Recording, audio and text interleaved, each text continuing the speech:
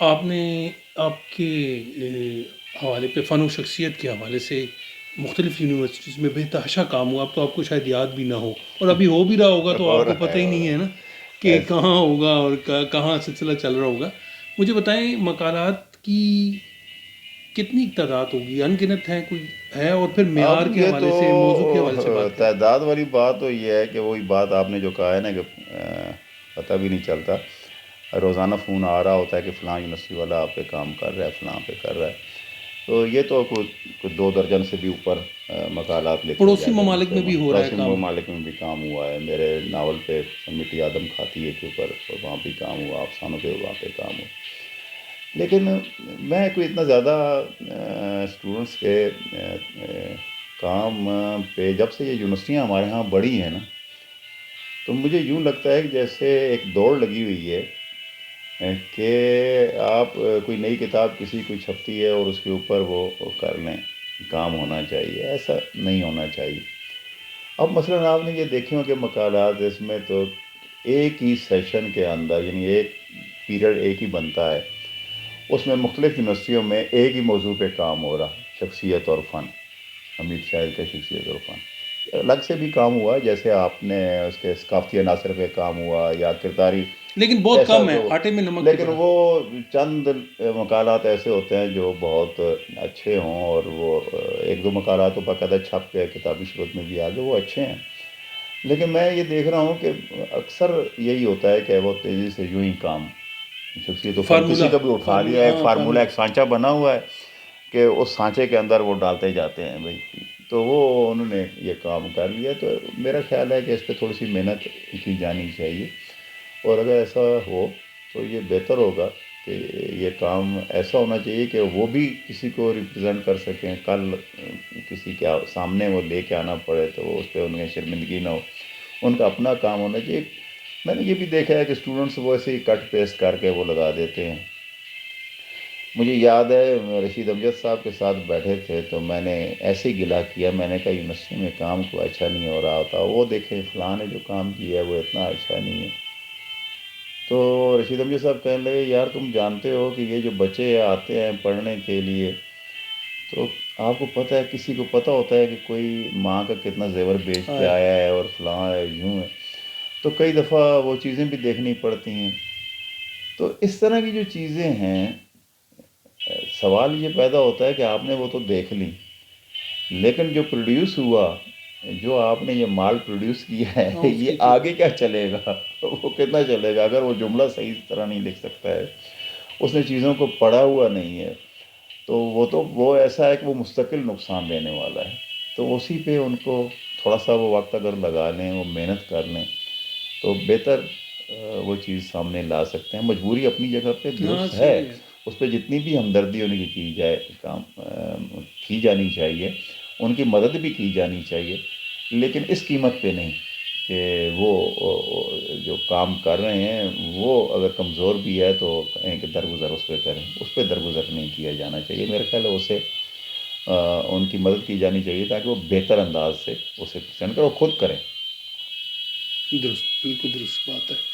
اس میں اب یہ فائنینشیل پہلو اتنا ہمارے ہاں ایک ہے نا بنیادی مسئلہ ہے کہ اس کے آگے کئی چیزیں، مثلا یہ تو ایک مقالے کی حد ہے نا، میڈیسن کی بھی دیکھ لیں آپ کہ آپ ڈاکٹر اگر کسی کو پرسکرپشن لکھتا ہے اور پیشنٹ کہتے ہیں جی میں تو یہ خرید ہی نہیں ہاں سکتا، نہیں تو خرید پھر سکتے. مثلا یہ تو بڑا بنیادی معاملہ ہے. اس حوالے سے یہاں آ کے تو ساری چیزیں جو ہیں وہ اسپیچ لیس ہو جاتا ہے انسان. کیا ہاں کیا ظاہر خیال ہے، یہ؟ ظاہر ہے انسانی ہمدردی کا ایک عنصر ہے، وہ بھی شامل رہتا ہے بیچ میں. لیکن بہرحال اس کی وجہ سے آپ یہ دیکھیں کہ اگر وہ غیر معیاری، اگر فرض کریں کہ وہ اچھا نہیں، میں نے یہ دیکھا ہے کہ وہ اساتذہ پھر ظاہر ہے وہ محکمہ تعلیم میں بھی کئی لوگ ایسے آ گئے ہیں جن کی اپنے دیکھیں تو کوئی کتاب نہیں چھپی ہوگی ابھی تک. ایسے ہی. انہوں نے بس، حالانکہ وہ تھیسس لکھے ہوں گے، انہوں نے پی ایچ ڈی کر لی ہوگی، لیکن جو انہوں نے تھیسس اس وقت لکھے تھے، مقالات اس وقت لکھے تھے، وہ خود شرمندہ ہیں کہ اسے پیش نہیں کہہ نہیں کر سکتے. سکتے. تو ایسا نہیں ہونا چاہیے. کم از کم ان کا کام اتنا معیاری ہو، تبھی تو وہ آگے معیاری کام کرا سکیں گے. تو اس طرف ہمارا توجہ دی جانی چاہیے. چاہیے نہیں، ہونی تو چاہیے، لیکن پھر سر چاہیے تو پھر بہت کچھ چیزیں ہونی چاہیے، لیکن وہ ہمارے ہاں اس طرح سے ہو نہیں پاتی. سر یہ جو ہم بات کر رہے تھے اسی بچوں کے حوالے سے آپ بات کر رہے تھے، تو بچوں کے لیے کوئی ایسا ویب سائٹ یا کوئی ایسی چیز ہے، کوئی معاملہ جو اس کو کر سکیں ہم، اس کو کچھ کوئی تجاویز آپ کی طرف سے ہیں؟ دیکھیں میں تو یہ کہوں گا کہ یہ جو سرکاری ادارے ہیں، دیکھیں اگر وہی ویب سائٹس وغیرہ اس کی بنائیں اور ایسی ہوں جس میں تاکہ بچے اس کو ایکسیس کریں تو بہت اچھا ہوگا. یہ دیکھیں پرائیویٹ ادارہ کوئی بھی اگر بناتا ہے نا، پرائیویٹ لوگ انڈیویجول کو بناتا ہے تو وہ کچھ عرصے کے لیے تو چلتی ہیں، پھر اس کے بعد وہ بند ہو جاتی ہیں. ظاہر ہے وسائل آپ کو سر اس میں ہماری نہیں اپنی ہے، جو ہے توجہ اس احتساب میں. کہانی کی ویب سائٹ بنی، لیکن لوگوں نے انٹرسٹ ہی نہیں لیا. ہاں وہ انٹرسٹ اس طرح اس لیول کا ہے ہی نہیں نا، مطلب وہ کچھ چیز اور چاہتے. پھر ہمارے کمپٹیشن میں ایک بہت بڑا نام ہے تو سب لوگ ادھر ہی جاتے ہیں، اور ان کا لیکن ان کا کام بڑا ہے، لیکن اب مل کے ہمیں اب کرنا یہ پڑے گا. دیکھیں کتنا بڑی ویب سائٹ ریختہ والوں نے بنائی. وہ اس کے پیچھے چونکہ بزنس ایک پوری گروپ ہے نا. بڑی بزنس گروپ ہے اور صراف جو ہیں اس میں ہیں. میں چونکہ گیا ہوں ریختہ میں، وہاں پہ انڈیا میں ان کانفرنس میں نے اٹینڈ کیا، ان کے ساتھ ملاقات رہی ہے. تو وہ جو کام کرنے والے ہیں ان کے ایک پوری ٹیم موجود ہے، اور ڈیڈیکیٹڈ ٹیم. ڈیڈیکیٹڈ ٹیم موجود ہے. ظاہر ہے وہ ایسے ہی کام کر رہے ہوتے ہیں جیسے وہ اس ادارے کے ملازم ہوتے ہیں اور اس کا انہیں معاوضہ دیا جاتا ہے، اس طرح وہ یعنی پورا کام ہو رہا ہوتا ہے. تو جب تک ایسا نہیں ہوگا، یعنی ایسا ادارہ جس میں باقاعدہ لوگ ہوں جن کی ڈیوٹی ہو کہ یہ انہوں نے اپڈیٹ کرنا ہے اور اس کو مینٹین کرنا ہے، اس کے لیے ڈیڈیکیشن وہاں پہ موجود نہیں ہوگی تو یہ آگے چل نہیں پائے گی. میرا خیال ہے کہ ہمیں جیسے ہمارا اکیڈمی آف لیٹر ہے، جیسے مختار قومی زبان ہے، جیسے اقبال اکیڈمی ہے، جیسے نیشنل بک فاؤنڈیشن ہے، یا آپ کا اور دوسرے اس طرح کے ادارے ہیں، تو ان اداروں میں بنیادی طور پہ یہ کام ہونے والا ہے کہ جتنے انہوں نے کتابیں اب تک چھاپی ہیں وہ وہاں پہ موجود ہوں. بلکہ میں تو یہ سمجھتا ہوں کہ اب تو جو آڈیو بکس ہیں اس کا رواج ہونا شروع ہو بڑی گیا ہے. اچھی بات. باقاعدہ ان کے لوگوں کے اپنی زبان میں ان کے انٹرویوز وہاں پہ رکھیں ہیں، آپ تقاریب کی جو ہے وہاں پہ رکھیں. بچوں کا ادب جو ہے اس کو وہاں پہ اور اویلیبل ہو. بچوں کا ادب صرف اب اچھا لکھنے کی حد تک اچھا یہ محدود نہیں صرف رہا نا. ہاں ایسا ہی ہے، ایسا ہی ہے. اور صرف آپ یہ دیکھیں یہ ایسا نہیں ہے کہ بس آپ ایک دفعہ خرچ کریں گے تو وہ ہمیشہ وہ خرچ ہوتا رہے گا، بلکہ آہستہ آہستہ آپ دیکھیں گے کہ آپ کو وہاں پہ ایڈز ملنے شروع ہو جائیں گے اور آپ کا باقاعدہ وہ انکم جنریٹنگ وہ جنریشن اس میں شروع ہو جائے گی. تو وہ آپ سورس آف انکم بھی بن جائے گا اور وہ اپنے اخراجات خود پورا کرنا ہاں شروع ایک کر ٹائم دیں گے. آتا ہے ایک بریک وقت ایون پہ آ جائیں گے. بریک ایون پہ آ جائیں گے. تو یہ کام ہونا چاہیے. لیکن اتنی اور بڑا دل گردہ نہیں، اس کے لیے دل سے زیادہ ویژن کی اور ارادے کی ضرورت ہے.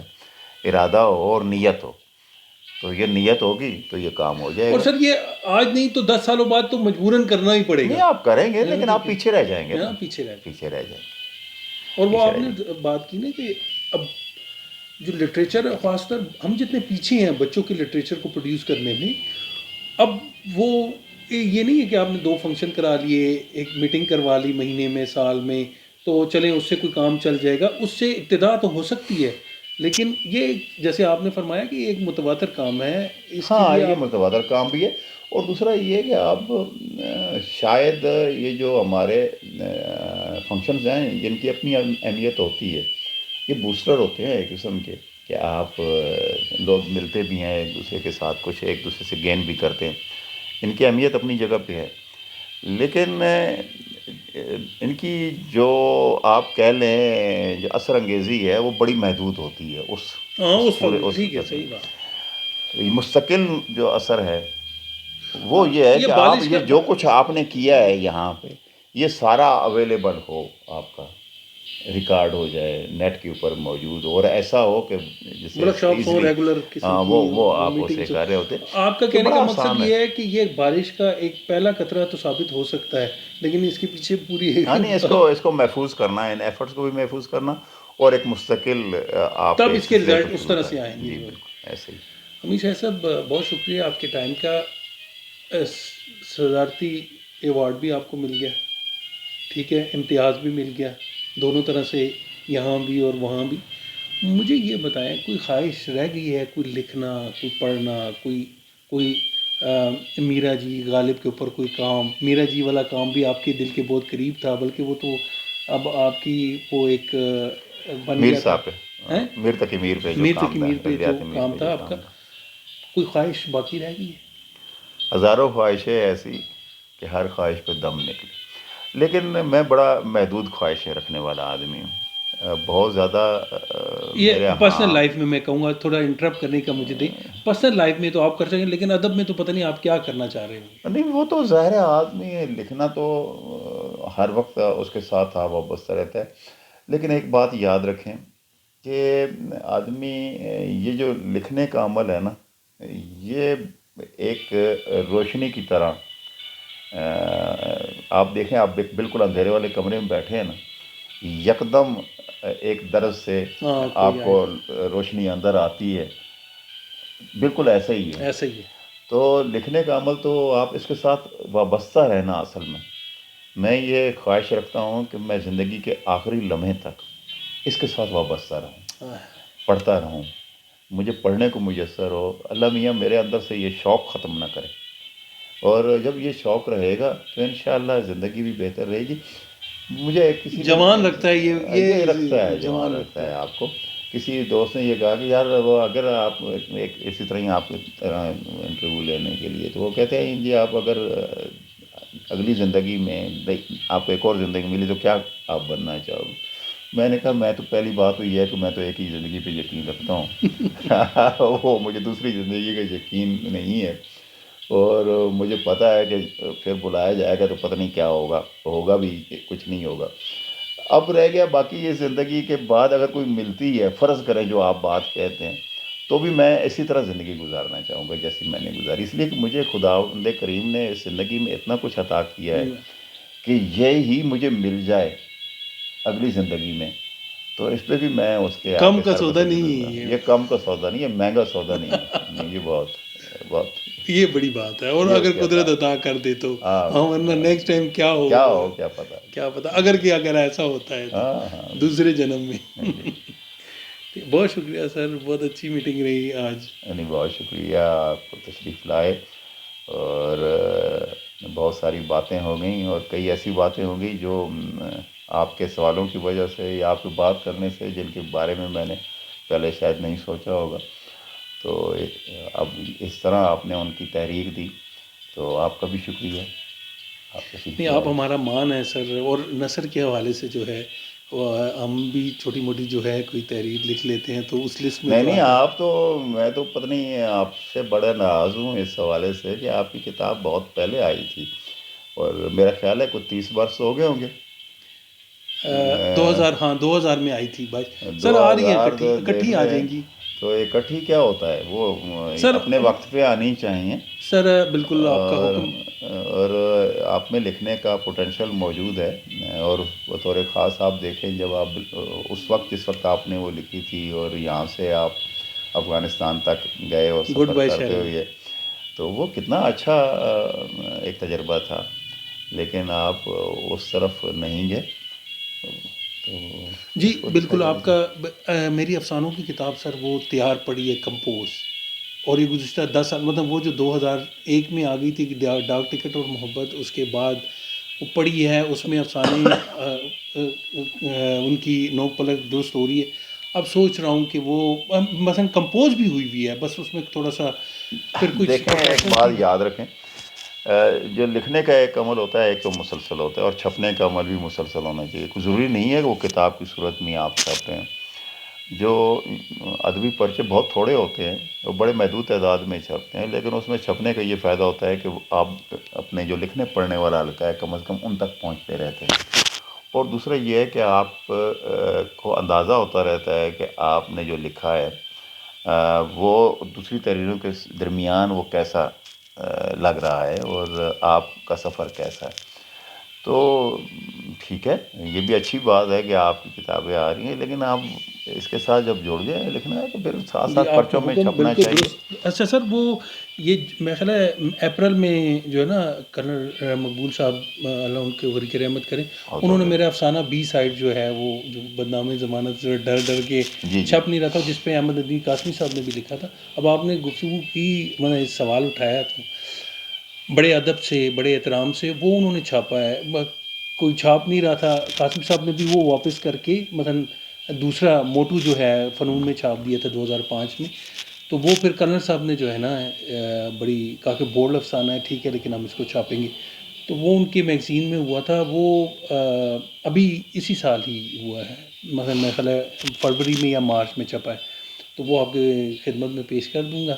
اور دوسرا یہ ہے کہ افسانے کی اب کوشش کروں گا، اب آپ کا حکم ہے، آپ کی ناراضگی کو دور کرنے کی کوشش کروں گی۔ دوسرا میرا ناول جو ہے وہ پھر دل کیوں دھڑکتا ہے، وہ ہے ابھی اس پہ کام ہو رہا ہے، تو صحیح۔ کوشش کروں گا۔ یہ آپ نے بڑی اچھی تجویز دی ہے کہ کتابی شکل میں نہ بھی آئے، اگر وہ PDF کی شکل میں بھی آ جاتا ہے تو انشاءاللہ میں وہ کوشش کروں گا کہ بہت جلد جو ہے اس کو کیا جائے، تاکہ وہ آپ کی باڈی لکھ رہا ہوں میں، کچھ پڑھ رہا تھا، کچھ لکھ رہا تھا، لیکن وہ چھپنے والا معاملہ تھوڑا سا اس سے ذرا گریز تھا۔ ہاں، ایک اور بات آپ نے بیچ میں ایک لفظ استعمال کیا تھا بولڈ والا، یہ مزے کا لفظ ہے۔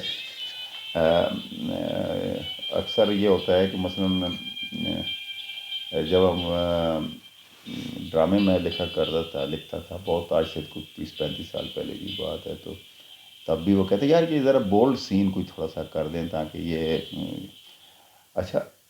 اکثر یہ ہوتا ہے کہ کئی شاعر نیا نیا آتا ہے تو وہ کہتا ہے یار لوگ کی توجہ نہیں آ رہی، تو ذرا ایک بولڈ جو ہے نا کوئی غزل ہونی چاہیے، کوئی نظم ہونی چاہیے تاکہ وہ مسالے دار۔ مثالے دار جو نا۔ یہ لٹریچر کا مسئلہ یہ بولڈ وغیرہ ہونا نہیں ہے، اصل میں ہمارے ہاں ہو سکتے ہیں کہ موضوعات بہت گڑبڑ ہوں، لیکن آپ ان موضوعات کی ٹریٹمنٹ کیسے کرتے ہیں کہ وہ قابل برداشت ہو جی جاتے ہیں۔ بالکل۔ بالکل ایسے ہی مثلاً ایک زمانے میں جن افسانوں کے بارے میں آپ منٹو کے افسانوں کے بارے میں آپ یہ کہتے تھے کہ وہ جنس پر لکھے جا رہے ہیں، ذرا انہیں اٹھا کے دیکھ لیجئے، وہ کہیں بھی بولڈ نہیں ہیں، نہیں ہے صحیح۔ یعنی وہ کہیں عریا نہیں ہوں گے، کہیں وہ ایسا نہیں ہوگا کہ وہ آپ کو محسوس ہوگا کہ یہ نہیں ہے۔ انہوں نے اس کی زبان کے اندر ہی ایک جو ہوتا ہے ایک خاص چیز رکھتی ہے کہ وہ قابل برداشت پڑھنے والے کے لیے اس میں ایک کیفیت پیدا ہو جاتی ہے۔ مثلاً آپ دیکھیں وہ پھینٹ ہاں پتہ، پتہ تو پھینٹ کے دیکھیں وہ پھینکو۔ کیسا ہے، ہاں یا وہ کھول دو کا والا جو ہاں، آپ دے رہا ہے، یا وہ آپ کی سوچ پہ آپ ڈیپینڈ کرتا ہے، ادھر غلطی نہیں ہے۔ سوچ کا اور اس کا آپ دیکھ لیں کہ انہوں نے ایک خاص قسم کا پردہ جو ہے اپنی زبان کے ذریعے اس موضوع کے اوپر وہ ڈال دیا ہوتا ہے۔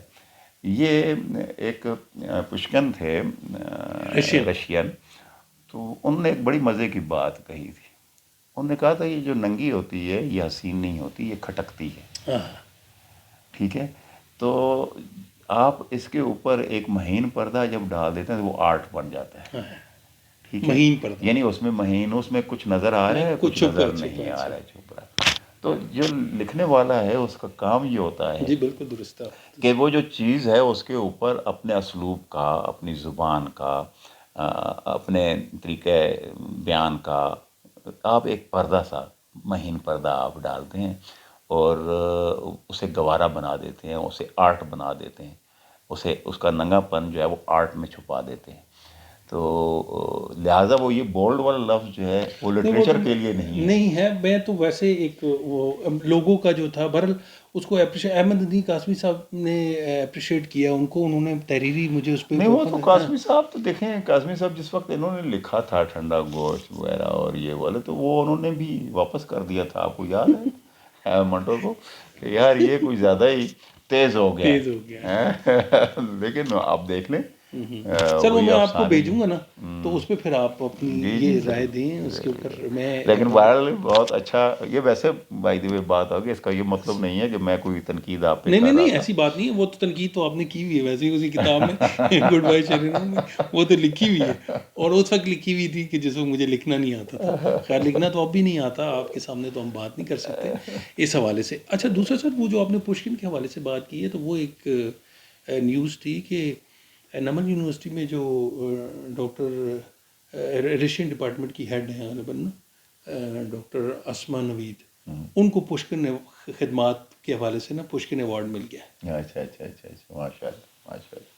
تو وہ کل یا پرسوں جو ہے غالباً اس کی وہاں تقریب تھی. انہوں نے اناؤنس، وہ کسی یہ وار کی وجہ سے یا کوئی اور نجی ان کے اپنے مسائل تھے کچھ یا کوئی وجہ تھی جس کی وجہ پہ انہوں نے وہ ڈے منایا نہیں ہے، لیکن یہ نامینیٹڈ تھی اس میں اور ان کو مل گیا ہے، اناؤنس ہو گیا، لیکن گورنمنٹ آف پاکستان نے ابھی اس کو اناؤنس نہیں کیا. ہاں تو اس لیے ہم بھی اس طرح سے نہیں کہہ سکتے مطلب اناؤنس، لیکن یہ ایک خبر ہے کہ وہ ان کی خدمات ریسنٹ کے ظاہر اس ٹھیک ہے، میں پشکن کے حوالے بہت سے اچھی بات ہے. بلکہ انہوں نے جانا بھی تھا، اس کے اوپر بھی ان کو تھوڑا این او سی ابھی بھی نہیں ملا نا. ہاں آپ کو پتہ ہے کہ پولیٹیکل ہماری اس طرح ہاں سے یہ اس سلسلہ طرح کے چل مسائل رہی، جو ہے. لیکن بہرحال یہ ہمارے لیے ایک اعزاز اچھی کی خبر بات ہے اچھی کہ خبر.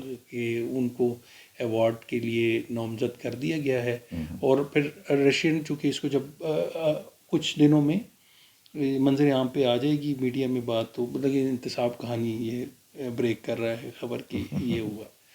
تو بہت شکریہ، اور سر انشاءاللہ آپ کی ناراضگی میں بہت جلدی دور کر رہا ہوں. نہیں نہیں، کوئی ناراضگی بہت نہیں ہے شکریہ بھائی، جی. ہماری خواہش ہوتی ہے. نہیں خواہش ہی بالکل ایسے ہی ہے. بہت شکریہ سر، تھینک یو. بہت شکریہ. السلام اچھا علیکم. سر، اب اتنی باتیں ہو گئی ہیں تو اگر تھوڑا سا آپ کی جو نئی کتاب ہے یا کسی بھی کتاب سے نا تھوڑا آپ اپنا کلام پڑھ کے، سر کہتے ہیں شاعر ہاں شاعر. میں اچھا جناب، گندم کی مہک کا آپ نے دیکھ لیا جس کا ذکر آپ کر رہے تھے یا ذکر ہو رہا تھا. اس میں ایک حصہ جو ہے محبت میں مرنا، تو یہ ٹکڑا میں آپ کو پڑھ کے سنا دیتا ہوں. محبت میں مرنا. مجھے اپنی ماں کی عمر کا ہمیشہ مغالطہ رہا ہے. خود انہیں سال مہینہ کہاں یاد رہتا ہے کہ کوری ان پڑھ ہیں. کلام پاک بھی ابا سے شادی کے بعد پڑھنا سیکھا تھا. ابا ہی نے انہیں اردو کے 4 لفظ بھی پڑھا دیے تھے. وہ ہجے کر کے لفظ جوڑ لیتی ہیں اور بس. اس ہیلے میں وہ پڑھا جانے والا لفظ کچھ کا کچھ بنا لیتی ہیں. گنتی 20 تک آ گئی تھی، سو اسی سے کام چل جاتا ہے. اس سے اوپر گننے کے لیے وہ 20 کے جوڑے بنا لیتی ہیں، یوں کہ 100 کا عدد ان کے لیے 5 20 ہے اور 200 کا 10 20. ہاں 100 کا یہی عدد اگر 10 20 سے بڑھ جاتا تو ان کا سارا حساب بھی گڑبڑ ہو جاتا. عمروں اور شادی بیاہ کے سال انہوں نے کچھ مشہور واقعات سے جوڑ کر یاد رکھے ہوئے ہیں. ہندو سکھ گئے تھے تو بڑا بیٹا پیدا ہوا. ایوب خان کی بادشاہی میں جس سال ہندوستان اور پاکستان میں جنگ ہوئی تھی اس سال اس بیٹے کی شادی ہوئی تھی. جب کہ بنگال والے الگ ہوئے تو بڑے کے ہاں اولاد ہوئی تھی. انہوں نے بتایا تھا کہ جب ان کا 3 بہنوں کے بعد چھوٹا اور اکلوتا بھائی پیدا ہوا تھا تو یہ وہی سال تھا جس میں گاندھی نے انگریزوں کی نمک والی نافرمانی کی تھی. ماشاء اللہ اماں اور دونوں ماسیاں حیات ہیں اور ماما بھی. ماسیوں سے میری مراد اماں کی بہنیں ہیں. آپ انہیں خالائیں کہہ لیں کہ اب گھروں میں کام کرنے والی ماسیاں ہو گئی ہیں. تب ایسا نہیں تھا. ہم خالاؤں کو ماسی کہتے اور ماموں کو ماما. اماں کے مطابق ان تینوں میں 2 2 اور 3 سال کا فرق تھا. بہنوں میں 2 2 کا، بھائی میں 3 کا. فرق ہوگا ضرور ہوگا، مگر یہ تینوں اتنے بوڑھے ہو گئے ہیں کہ روئی جیسے سفید بالوں اور جھریوں والی لٹکی ہوئی ایک سی جلد کے سبب چاروں جڑواں لگتے ہیں. ماسیوں اور ماما کے لیے ہماری اماں بیبے ہیں کہ وہ سب سے بڑی ہیں. خیر بات گاندھی کی نمک والی نافرمانی کی ہو رہی تھی. اماں نے بتایا تھا کہ اس واقعے کا ذکر نانا کیا کرتے تھے. نانا کے پاس نمک کی ایک ڈلی تھی جس کے بارے میں وہ بتایا کرتے تھے کہ وہ ڈانڈی نمک تھا اور انہوں نے گاندھی کی پارٹی کو چندہ دے کر بدلے میں لیا تھا. اماں کے مطابق نانا جب تک زندہ رہے انہیں سیاست سے بہت دلچسپی رہی. तब उनका ख्याल था कि गांधी ही एक ऐसा शख्स था जिसकी बात मानकर अंग्रेज़ों को मुल्क से निकाला जा सकता था। खैर वो ज़िंदा ही कितना रहे थे, अंग्रेज़ों के हिंदुस्तान छोड़ने से बहुत पहले वो अल्लाह को प्यारे हो गए थे। अम्मा ने अपने अब्बा के मरने का हिसाब भी लगा रखा था। जब उनके अकलौते भाई को पैदा हुए तीसरा साल लगा था, उस साल नाना मरे थे। वो हमें समझाने को दाएं हाथ की चींची पर बाएं हाथ की उंगली रख कर बोलती, 1 2 3, ये हुए 3। हर बार वो ऐसा ही करती और हर बार सर झटक कर कहती, 3 साल कहाँ हुए, तीसरा तो लगा था, 1 साल कम हुआ ना, पूरे 2। अपनी उम्र का हिसाब भी वो दाएं हाथ की चींची से शुरू करतीं, मगर हर बार गड़बड़ कर जातीं। ताहम मैंने अम्मा के इस चकरा देने वाले हिसाब किताब से उनकी उम्र जोड़ ली है। वो कितने बरस की हैं ये मैं आगे चलकर बताऊंगा। यहाँ अम्मा की वो बात दोहरानी है जो उन्होंने उन्हीं दिनों, जबकि वो बाकी तीसरी लहर ने हर कहीं मौत का खेल रचा रखा है, हमें पास बिठाकर बताई थी। कुछ बरसों से अम्मा को अपने बचपन की बातें बहुत याद आने लगी हैं। वो उनकी छोटी छोटी तफसीलात बता देती हैं, मगर तुरफगी ये है कि करीब के दिनों की बात भूल जाती हैं। उस रोज़ भी यूँ हुआ कि वो ये भूल गई थीं कि हम पिछली जुमेरात को उनसे मिलने आए थे। उनने हमें खूब झाड़ा कि पूरा महीना गुजर गया, न तुम मिलने आए न तुम्हारे बच्चे। हमने लाख उन्हें याद दिलाया, मगर उन्हें याद ही ना आ रहा था। वो बाकी नई लहर में हम बहुत मोहतात हो गए थे। खिलाफ मामूल उनके आगे झुक कर दस्ते शफ़क़त फिरवाते, न उनके हाथों का बोसा लेते। जब वो गिरी थीं और उनके कूल्हे की हड्डी टूटी थी, वो सामने की दीवार के साथ लगे खाने की मेज़ के पहलू में पड़ी एक कुर्सी पर बैठी रहतीं। हम जब भी गए वो वहाँ कुरान पाक को गोद में रखे और आयत पर उंगली फेरते हुए पढ़ रही होतीं, या फिर ऊन सिलाइयाँ लेकर कुछ न कुछ बुन रही होतीं। अम्मा को फारिग बैठने की आदत न थी। उस रोज़ भी अम्मा ऊन सिलाइयाँ थामे कुछ बुन रही थीं। हम गए तो उन्होंने ऊन का गोला और सिलाइयाँ मेज़ पर रख दीं और दोनों हाथ खोलकर फ़िज़ा में कंधों तक उठा लिए। हम सब ने नाक मुंह मास्क में छुपा रखे थे। वो मुंतज़िर रहीं, मगर हम अम्मा से नहीं मिले, बस दूर दूर से सलाम किया और ज़रा फासले से लगे सोफ़ों पर बैठ गए कि यही एहतियात का तकाजा था। हमें फ़ौरन एहसास हो गया था कि ये बात अम्मा को बहुत बुरी लगी थी। पहले तो उन्होंने मिलने न आने पर हमें झाड़ पिलाई, और जब याद दिलाया कि पिछली जुमरात को ही तो मिलने आए थे, तो साफ कह दिया कि वो महीनों पहले की बात थी। वबा की तीसरी लहर उस जुमरात से पहले की शुरू हो चुकी थी, जब हम पिछली बार माँ से मिलने आए थे। मगर वो जिस कदर हिलाकत खेज़ हो गई थी, इसका अंदाज़ा तब हुआ जब इस हफ्ते के दौरान वबा का शिकार होने वालों की तादाद में अचानक इजाफा हुआ। हर कहीं हस्पताल मरीज़ों से भर गए, ऑक्सीजन की कमी की शिकायत बढ़ गईं और मरने वालों की तादाद भी। उधर हिंदुस्तान से भी अमवात की गैर मामूली खबरें आने लगीं। हमारी अपनी हुकूमत एक बार फिर लॉकडाउन का सोचने लगी।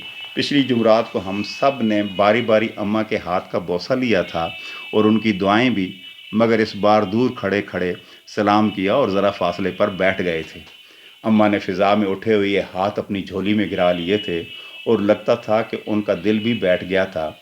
इसी मुलाकात में अम्मा ने अपने बहिश्ती बाप को याद किया था और बताया था, जब तुम्हारा मामा 5 साल का हुआ तो अल्लाह बख्शे तुम्हारा नाना मर गया था, किसी वबा या भूख से नहीं, मोहब्बत में। ऐसा कहते हुए अम्मा की आंखें आंसुओं से भर गई थीं। उन्हें रुंधाई हुई आवाज़ में कहा था, अल्लाह बख्शे वो हमसे बहुत मोहब्बत करते थे, इसी मोहब्बत में मर गए, चे चे चे। उन्होंने ये बात पहली बार न बताई थी, मगर ये पहली बार हो रहा था कि वो यूं अश्कबार हुई थीं और उन्होंने लफ्ज़ वबा का इजाफ़ा कर लिया था। मैंने अपनी जगह अंदाज़ा लगाया कि उस रोज़ उनका दिल कुछ ज़्यादा दुखा हुआ था। मुझे याद है जब पहली बार मैंने उनसे ये जुमला सुना था तो मुताज्जब होकर पूछा था, अम्मा क्या कोई मोहब्बत में भी मरता है? हाँ पुत्र, बड़ी औंतरी शय है ये मोहब्बत। बंदे को चाहे तो हयाती दे, चाहे तो मार दे। अब ऐसी मोहब्बत के सहारे जीते रहे, और जब देखा कि सिर्फ मोहब्बत से गंदम का दाना नहीं खरीदा जा सकता तो मर गए थे। गंदम? हाँ पुत्र, गंदम। गंदम की गहाई उन बरसों से जुड़ी हुई थी जब इस पूरे इलाके में कहत पड़ा था। और अब्बा की लाडलियां कड़वा बाजरा खाने पर मजबूर थीं।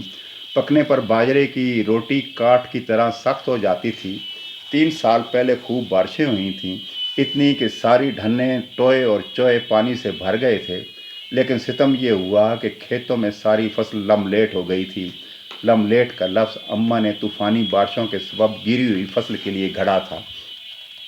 खेतों में बारिश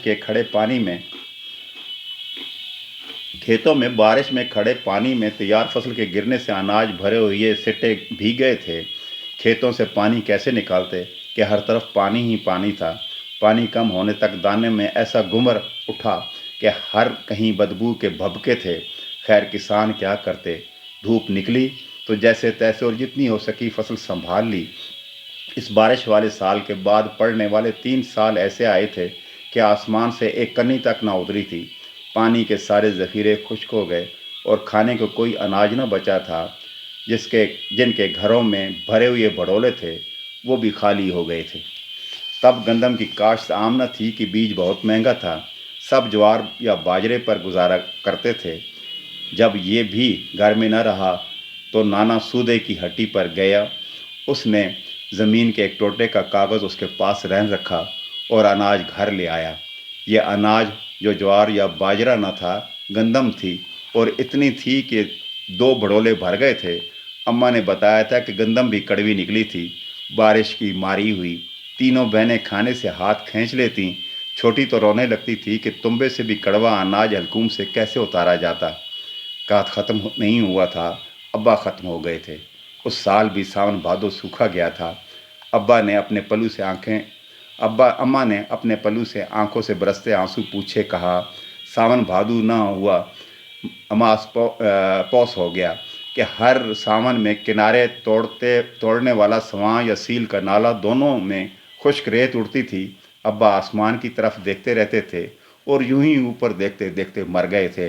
अम्मा ये कहकर कुछ देर सर निवड़ाए गुमसुम रहीं, फिर गर्दन सीधी की, सर उठाया और हमारी तरफ यूं देखा जैसे वो हमें नहीं, दूर किसी और को देख रही थीं। कहने लगी, कोई अपनी आई से मरे तो पिछलों को सब्र आ जाता है, मगर मैं मोहब्बत में मरना, चे चे चे। अम्मा की गर्दन फिर से दोहरी हो गई और सर नीचे झुकता चला गया। उन्होंने अपने लरजते हाथों से पल्लू थामा और आंखों पर रख लिया था। बहुत शुक्रिया जी।